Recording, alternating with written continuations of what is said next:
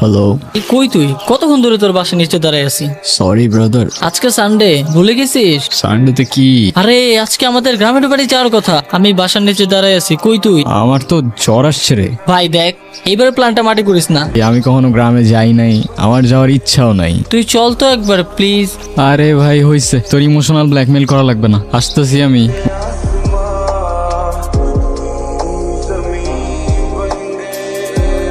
এতক্ষণ আসার সময় হলো তোর না? চল এখন। সারা জীবন তো কম্পিউটার স্ক্রিনেই পার করলা, চলো এবার তোমার আসল জীবন দেখাই। হয় নাকি আমার আসল জীবন দেখাবে? ভাই রে ভাই।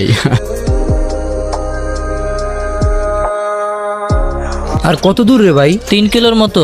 3 কিলো? আসো, আরো গ্রামে আসো, অনেক মজা না? আসল জীবন শিখাবো আমারে তুমি, এখন শিখো আসল জীবন। এই অসীম, ওয়াশরুম কই আছে?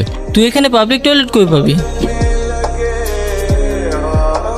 অনেক টায়ার্ড লাগতেছে ভাই, তুই এত হাঁটাবি জানলে আমি জীবনেও আসতাম না। তোরা তাড়াতাড়ি ফ্রেশ হয়ে নে, খাওয়া দাওয়ার পরে তোদের গ্রাম দেখাই দিয়ে নিয়ে যাবো। ভাই তোর বাড়িতে আমি শহর আর গ্রামের মধ্যে তো কোনো তফাৎ পাইতেছি না।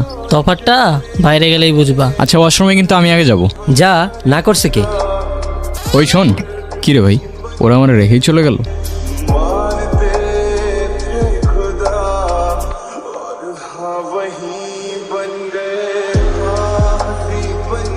ওই এদিকে আসো।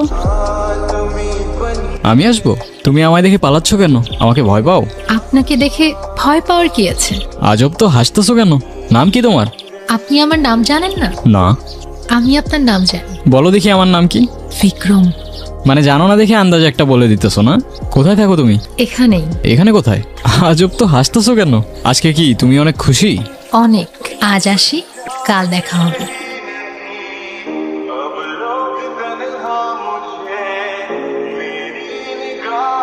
কি রে ভাই, কই ছিলি তুই? সারাদিন আমরা তোরে কত খুঁজলাম, কই ছিলি? তোরা আমারে খুঁজছস? সিরিয়াসলি? আমি উল্টা তোদের খুঁজতে খুঁজতে আজকে আজকে কি? কিছু না, আজকে অনেক টায়ার্ড লাগতেছে, আমি ঘুমাই পড়লাম। আর এমনিও সকাল সকাল উঠতে হবে আমার। কেন সকাল সকাল উঠে কি করবি তুই? ভাই গ্রামে আসছি, একটু ঘুরে দেখতে হবে না? এই তুমি গ্রামে আসবাই না, এখন গ্রাম দেখার জন্য উঠে পড়ে লাগছে। আমার তো মনে হয় অন্য কোনো কাহিনী আছে। কিচ্ছু কাহিনী নাই, ঘুমা।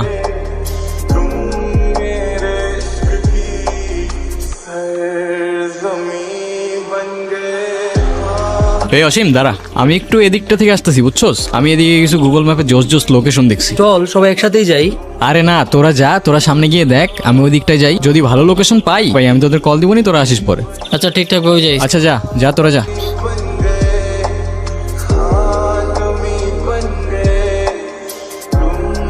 আমাকে খুঁজছেন? আরে না, এমনি হাঁটতেছিলাম। আমি জানি আপনি আমাকে খুঁজছিলেন। তো বলো দেখি আর কি জানো তুমি? আমি সবই জানি, আপনার কি পছন্দ কি পছন্দ না। আচ্ছা বলো দেখি আমার কি পছন্দ। আপনাকে দেখতে না এখন আগের থেকে একটু অন্যরকম লাগে। অন্যরকম লাগে মানে? তুমি আগে আমাকে কবে দেখছো? দেখেছি। তোমার কথার না আগা মাথা আমি কিচ্ছু বুঝতেছি না। আচ্ছা তোমাকে একটা প্রশ্ন করি, তোমার বয়ফ্রেন্ড আছে?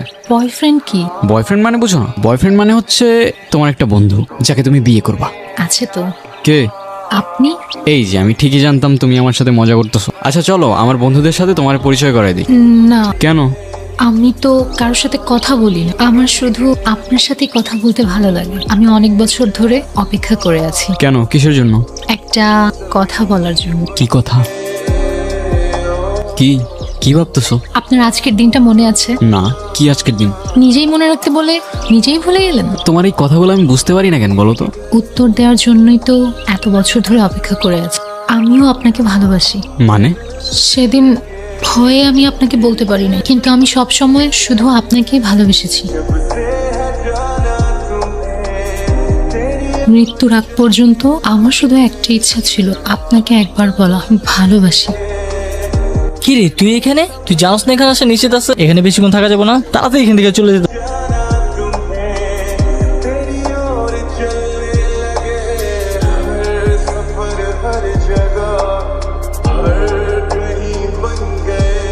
এই মেয়ে, কে তুমি?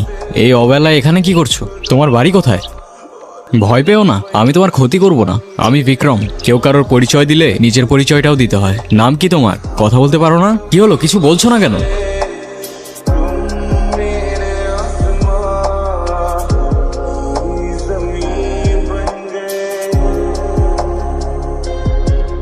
পৃথিবীটা কত সুন্দর এখন অনুভব করতে পারতেছো? তুমি কি এখনো আমাকে ভয় পাও? সৃষ্টিকর্তা সৃষ্টি করলো মানুষ, আমরা সৃষ্টি করলাম বৈষম্য। কাজটা আপনি ঠিক করলেন না দাদা। আপনাকে বারবার সাবধান করেছিলাম দাদা, এখন আমাদের কিছুই করার নেই। কি করবে তোমরা? মেয়েটাকে আমাদের হাতে ছেড়ে দিন আর এই গাটা ত্যাগ করুন। মেয়েটিকে তোমাদের হাতে ছেড়ে দিলে তোমরা কি করবে? ওকেও জ্বালিয়ে দেব। অচ্ছুত জাতের আমাদের এই গায়ে কোনো জায়গা নেই। কার কি জাত মানুষ জন্ম নিতেই নির্ধারণ করো তোমরা? ব্রাহ্মণ, ক্ষত্রিয়া, বৈশ্যা, শূদ্রা আর দলিত তো তোমাদের নথির অনেক বাইরে। কারো বর্ণ জাত তার জন্ম হইতেই নির্ধারণ করা যায় না। কিন্তু একটা কথা, আমি থাকতে যদি ওকে কেউ একটা ফুলের টোকাও দেয়, সবগুলার ধরেই মাটিতে পড়ে থাকবে।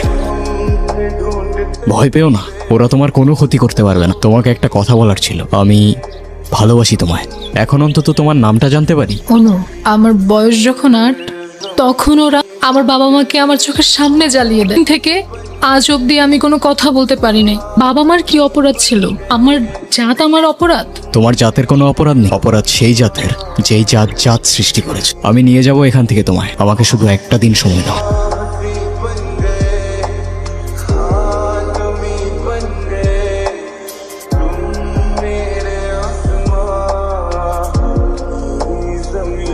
জাতি, বিভেদ, বর্ণ, গোত্র মানুষ আজও ছাড়তে পারে নাই। মানুষ বললে ভুল হবে, আমরা মানুষ নামের ছাই। আমার পায়ে শুধু রক্ত। আমি যেই রাস্তায় চাই সেই রাস্তার মোড়ে মানুষরূপী জন্তু দেখতে পাই। শোন ভাই, জাতের নামে মানুষের হাতে মানব জাতের রক্ত, আর সেই মানুষের রক্তের রঙে মনুষ্যত্ব অনেক অল্প। আমার প্রশ্ন আছে অনেক, আর উত্তর এই গল্প। আমার পরিচয় একটাই, আমি মানুষ, আর মানব জাতেই আমার জন্ম।